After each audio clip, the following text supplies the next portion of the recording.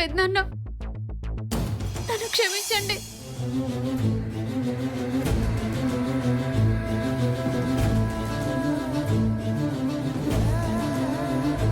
అమ్మా పింకీ, ఏంటమ్మా? క్షమించరానంత తప్పు నువ్వేం చేసావు పింకీ? జరిగింది మీతో చెప్పకుండా మిమ్మల్ని బాధపడ్డాను. పర్వాలేదు పింకీ, అసలు ఇప్పటికైనా ఏం జరిగిందో చెప్పు.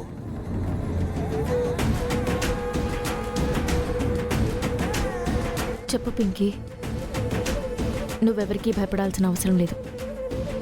నీ మనసులో ఏముందో, నువ్వేం చెప్పాలనుకుంటున్నావో చెప్పు.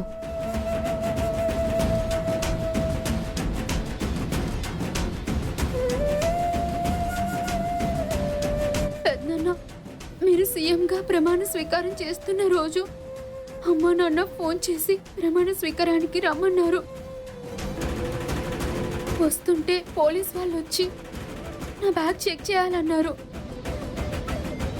నా బ్యాగ్ తీసుకొని అందులో డ్రగ్స్ ఉన్నట్టు డ్రగ్ ప్యాకెట్ తీశారు పెద్దనాన్న.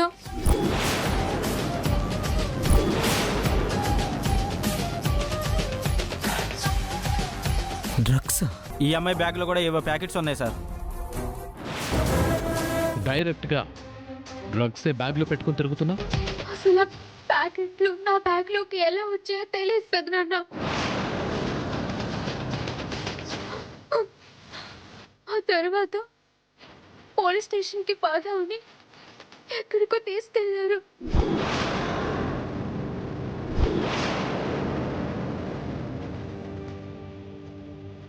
ఆ డ్రగ్స్ నా బ్యాగ్లోకి ఎలా వచ్చాయని పదే పదే అడుగుతున్నారు. ఆ తర్వాత దాన్ని టేస్ట్ చేయమన్నారు. ఆ డ్రగ్స్ బలవంతంగా నా నోట్లోకి కుక్కారు.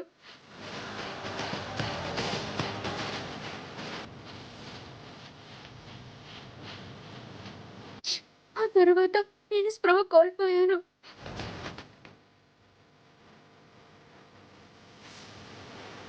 ఆ పోలీసులు నువ్వు గుర్తుపడతావమ్మా? సరిగా గుర్తులేదు నాన్న. తర్వాత ఏం జరిగిందో చెప్పమ్మా. నేను స్పృహలోకి వచ్చేసరికి నా మెడలో తాలిబొట్టు ఉంది. పక్కనే జీవన్ ఉన్నాడు.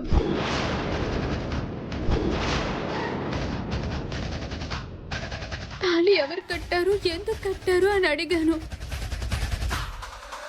పోలీసులు అరెస్ట్ చేస్తుంటే కాపాడడానికి తాళి కట్టానని జీవన్ చెప్పాడు పెదనాన్న. పోలీసులు వెళ్ళిపోయారు. ఆ జీవన్ నిజ స్వరూపం అప్పుడు బయటపడింది.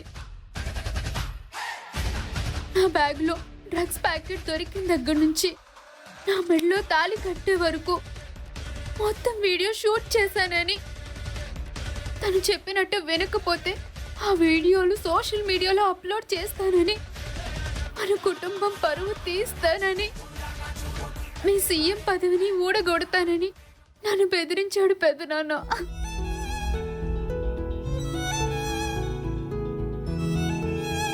అందుకే విషయాన్ని చెప్పలేకపోయాను. నా ప్రాణం పోయినా పర్వాలేదు, మన కుటుంబం పరువు పోకూడదు అనుకున్నాను. మీ సీఎం పదవి పోకూడదు అనుకున్నాను. అందుకే జీవన్ ఏం చెప్తే అది చేస్తున్నాను.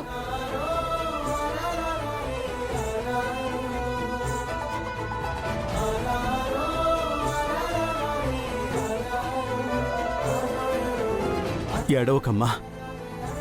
ఇంత చిన్న వయసులోనే కుటుంబం గురించి, నా పదవి గురించి ఆలోచించి నువ్వు నరకం అనుభవిస్తున్నావా తల్లి? ఏడవకమ్మా, నీకేం కాదు. నా కూతురి కన్నీళ్ళకి కారణమైన ఆ నీచుణ్ణి నేను ప్రాణాలతో విడిచిపెట్టనన్నయ్యా.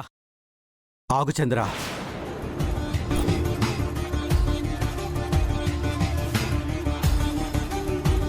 ఇది కోపాడాల్సిన సందర్భం కాదు. వాడి దగ్గర మన పింకీకి సంబంధించిన ఆధారాలున్నాయి. అందులోనూ డ్రగ్స్ సంబంధించినవి ఉన్నాయి. తొందరపడి మనం తీసుకునే నిర్ణయాలు పింకీ జీవితాన్ని నాశనం చేస్తాయి. ఇంతకాలం పింకీ గొప్పగా ఆలోచించి తనని తాను కాపాడుకుంటూ వస్తుంది. ఇప్పుడు మనం తొందరపడితే ఎలా చంద్ర? పైగా వాడు మన పింకీ మెళ్ళలో తాళి కట్టానంటున్నాడు. ఒకవేళ అదే కనుక నిజమైతే పింకీ పసుపు కుంకాలు మనమే తెంపేసిన వాళ్ళం అవుతాం.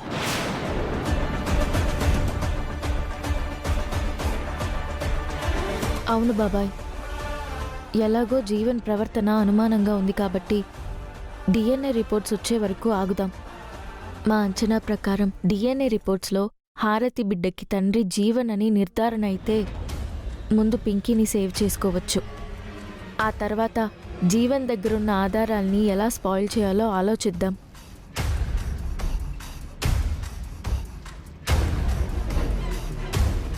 అవును చెన్నయ్య గారు, పింకీకి జరిగిన అన్యాయానికి జీవన్ ఏదో ఒకటి చేయాలి అనుకుంటే నేనెప్పుడో చేసుండేవాడిని. కానీ వాడి ప్లాన్ ఏంటో తెలియకుండా వాడిని అడగడం కరెక్ట్ కాదని ఆగాను. జీవన్ తాళి కట్టకముందు ఏం జరిగిందో తెలుసు, తాళి కట్టిన తర్వాత ఏం జరిగిందో తెలుసు, కానీ ఆ మధ్యలో ఏం జరిగిందో తెలియట్లేదు నాన్న. అదేంటో తెలుసుకోవాలి. పెదనాన్న నీ ముందు మొగుడిలాగా పెత్తనం చెలాయిస్తాడు. ఆ తర్వాత నాతో కనీసం మాట్లాడు. మన ఇంట్లో ఎవరికి మనశ్శాంతి లేకుండా చేయటం కోసమే నన్ను పెళ్లి చేసుకున్నాడని చెప్తూ ఉంటాడు పెదనాన్న.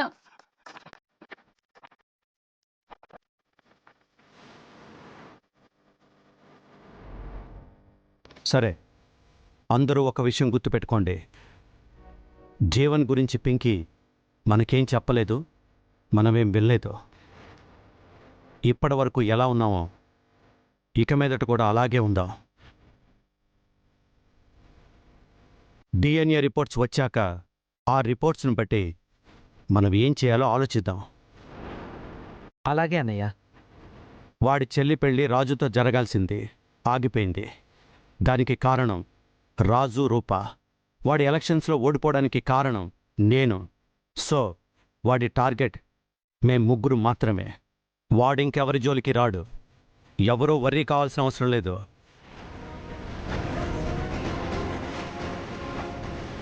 అమ్మ పింకీ, నువ్వు కొంచెం జాగ్రత్తగా ఉండాలి.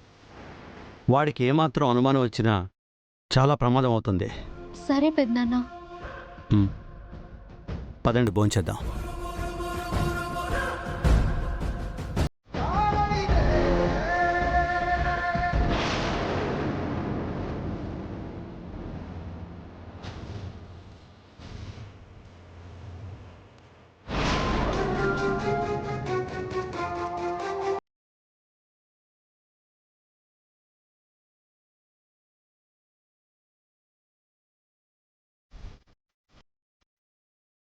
డాక్టర్,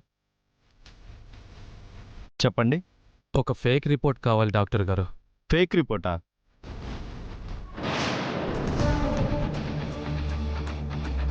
మీరా? నేనే డాక్టర్ గారు. ఫేక్ రిపోర్ట్ లేదు, ఏమీ లేదు. దయచేసి వెళ్ళండి. ఆ, అలా అనకండి డాక్టర్ గారు. మీరు మార్చే ఒక్క పేపర్ వల్ల నా లైఫ్ మారిపోతుంది. Just one paper. నీ లైఫ్ మార్చడం కోసం ఇంకొకరి లైఫ్ నేను రిస్క్లో పెట్టదలుచుకోలేదు. అదీ కాకుండా సీఎం గారు ఇన్వాల్వ్ అయిన మ్యాటర్ ఇది. అస్సలు డేర్ చేయలేను. ఈ విషయం సీఎం గారికి తెలిస్తే ఏమవుతుందో సపరేట్గా నేను చెప్పనవసరం లేదు. ఏంటి డాక్టర్ గారు సీఎం అంటున్నారు? ఈ 4 ఏళ్ళు తిరిగితే నేను అవుతా సీఎం. అప్పుడు నాకు కూడా ఇలానే భయపడాల్సి ఉంటుంది. ఇక్కడ మ్యాటర్ సీఎం కాదు, సిన్సియారిటీ. వృత్తి ధర్మాన్ని కోల్పోలేను. దయచేసి మీరు ఇక్కడి నుంచి వెళ్ళిపోండి. చెప్తున్నది మీకేనండి.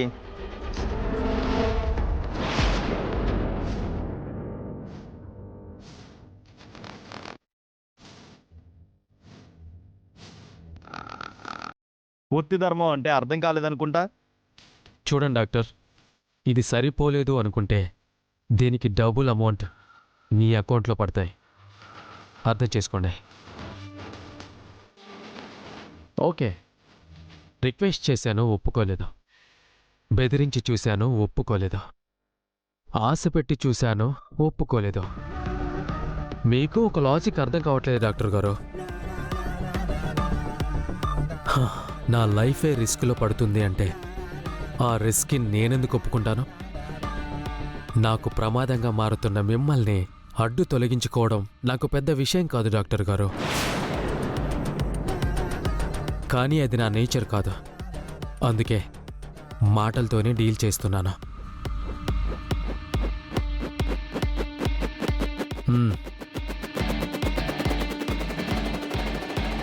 థ్యాంక్స్ డాక్టర్ గారు.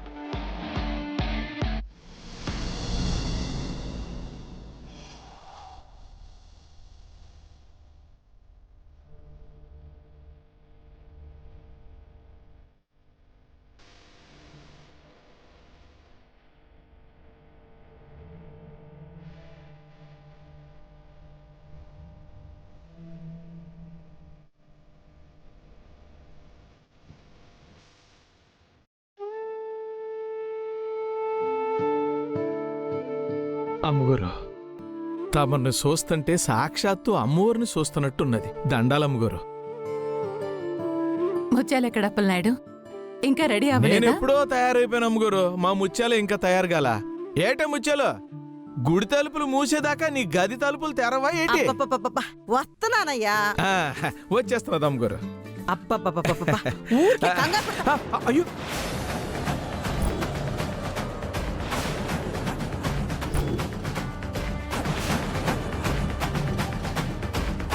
ఏంటి అప్పలనాయుడు? శుభం అంటూ గుడికెళ్తుంటే ఇలా అశుభం ఎదురైంది. ఏటే ముత్యాలు, చూసుకోవాలి కదా. అంత నీ వల్లేనయ్యా. నువ్వు కంగారు పెట్టడం వల్లే ఇదిగో ఇవన్నీ నేలపాలయ్యాయి. కాలుకి చీర తగిలి కింద పడిపోయానయ్యా. అప్పుడే ఇవన్నీ జారిపడ్డాయి.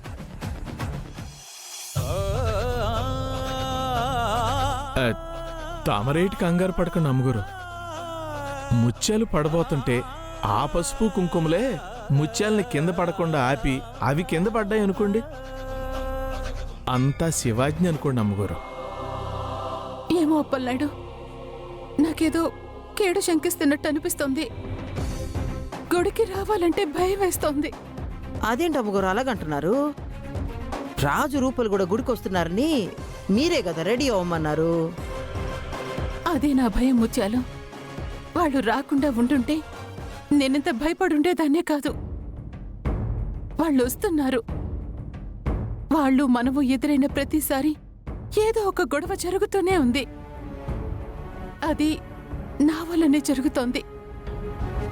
ఇప్పుడు ఈ పసుపు కుంకాలు నేల రాలటం వల్ల ఆ భయం ఇంకా ఎక్కువ అవుతుంది. తమరు భయం నాకు అర్థమవుతున్నది అమ్మగారు. మనకి భయం కలిగినప్పుడే కదా అమ్మగారు ధైర్యం కోసం మనం గుడికి వెళ్తాం. ఇప్పుడు కూడా అంతే అనుకోండి. అయినా రాజును చూడాలని మాకు ఎలాగుంటుందో అమ్మాయి గురిని చూడాలని కూడా తమరికి అలాగే ఉంటుంది కదా అమ్మగారు. మళ్ళీ వాళ్ళని చూసే అవకాశం ఎప్పుడు దొరుకుతుందో ఏటో. మనసులో ఎలాంటి భయాలు పెట్టుకోకుండా రండమ్మగారు. అంతా ఆ దేవుడే చూసుకుంటాడు. అవునమ్మగారు, మన వల్ల రాజు రూపాలకి ఆపద కలుగుతుంది అనుకుంటే కొంచెం దూరం నుంచి నిలబడి చూసి వచ్చేద్దాం. ఉమ్. రండమ్మగారు. రండమ్మగారు, మనం ఇలాగే ఆలోచిస్తా కూర్చుంటే రాజు రూపాలు గూడుకొచ్చి కూడా వెళ్ళిపోతారు. వెళ్దాం రండి. అవునమ్మగారు, రండి వెళ్దాం.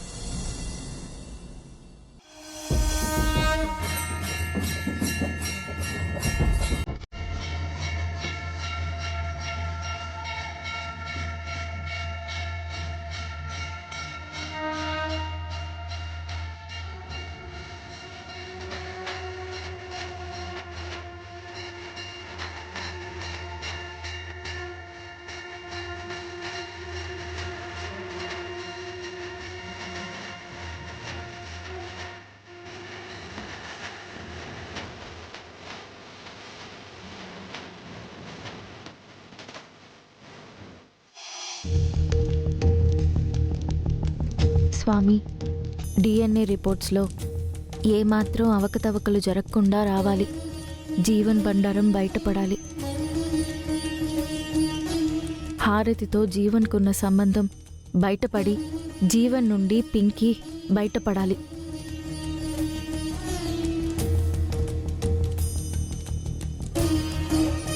పింకీ ఇష్టపడిన గోపికి దగ్గరవ్వాలి.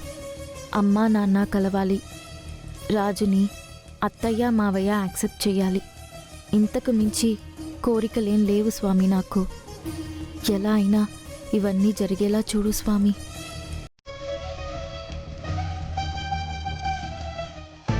స్వామి, పెద్దయ్య గారు సీఎం అయిన దగ్గర నుంచి ఏదో ఒక సమస్య వస్తూనే ఉంది. ఆ సమస్యలన్నిటినీ పరిష్కరించి పెద్దయ్య పనుల్లో పెద్దయ్య బిజీ అయ్యేలా చేయి స్వామి. అమ్మా నాన్నలు నన్ను ఎందుకు దూరం పెట్టారో తెలియడం లేదు. ఆ కారణం తెలిస్తే అయినా నేనేం తప్పు చేశానో తెలుసుకుంటాను. ఆ తప్పుని సరిదిద్దుకుని నేను వాళ్ళకు దగ్గరయ్యే అవకాశాన్ని నాకు ఇవ్వు స్వామి. నేను లేకుండా వాళ్ళు ఉండగలరేమో కానీ వాళ్ళు లేకుండా నేను ఉండలేకపోతున్నాను స్వామి. మమ్మల్ని నువ్వే కలపాలి స్వామి. స్వామి, నేను జీవన్కి భయపడుతున్నది నా గురించి కాదు, నా ఫ్యామిలీకి ఏం కాకూడదని. ఈ జీవన్ నుండి నా ఫ్యామిలీని నువ్వే కాపాడాలి స్వామి. నా ఫ్యామిలీ బాగుంటే నేను బాగుంటాను.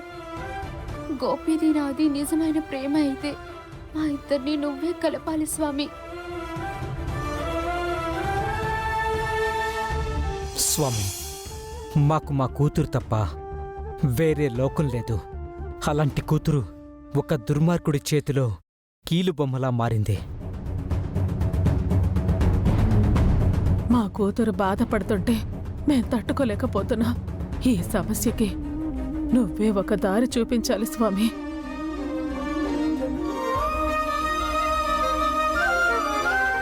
నాకు తెలిసి వీళ్ళందరూ నా నుండి పింకీని కాపాడాలి, ఈ ఫ్యామిలీని కాపాడాలి అని మొక్కుకుంటూ ఉంటారు. కానీ ఈ ఫ్యామిలీ వల్ల నా ఫ్యామిలీ పడిన బాధ నీకు తెలుసు, నా చెల్లెలు పడిన బాధ నీకు తెలుసు. వీళ్ళందరినీ కూడా అంతే బాధ పెట్టాలి. నువ్వు బాధ పెట్టకర్లేదు స్వామి, నాకు ఆ శక్తిని ప్రసాదిస్తే చాలు. కొన్ని రోజులు నేను ఆ ఇంట్లో ఉండే అవకాశం ఇస్తే చాలు స్వామి. వీళ్ళని ఏం చెయ్యాలో నేను చూసుకుంటాను.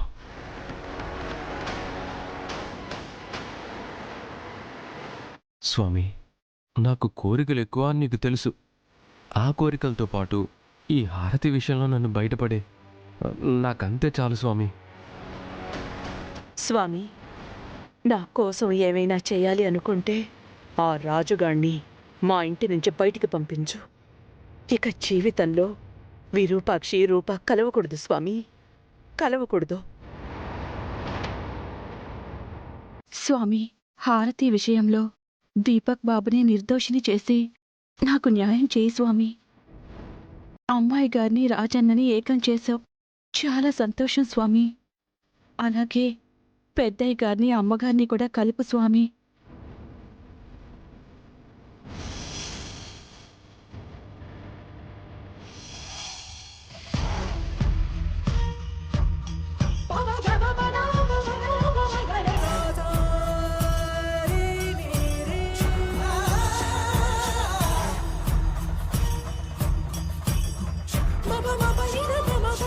ఓం నమః శివాయ. ఓం నమః శివాయ.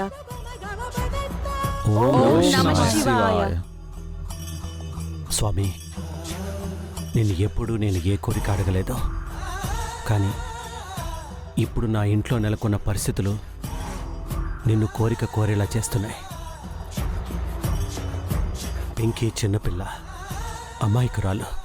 అలాంటి అమాయకురాలికి అంత పెద్ద శిక్ష ఎందుకు విధించావో నాకు అర్థం కావట్లేదు స్వామి. కూతుర్ని కాపాడుకోలేని అసమర్థ కుటుంబంలా మమ్మల్ని చూపించొద్దు స్వామి. పింకీకి న్యాయం చేసే దారి చూపించు. అలాగే రాజు, వాడు నా కోసం, నా కుటుంబం కోసం చాలా చేశాడు. అలాంటి వాణ్ణి తన కుటుంబం వాణ్ణి ఎందుకు దూరం పెడుతుందో నాకు అర్థం కావట్లేదు. వాడికి నా ఫ్యామిలీ తోడున్నా వాడి కుటుంబం కూడా తోడుంటే వచ్చే ఆనందమే వేరు. రాజు కూడా వాడి కుటుంబాన్ని దగ్గరయ్యేలా చూడు స్వామి.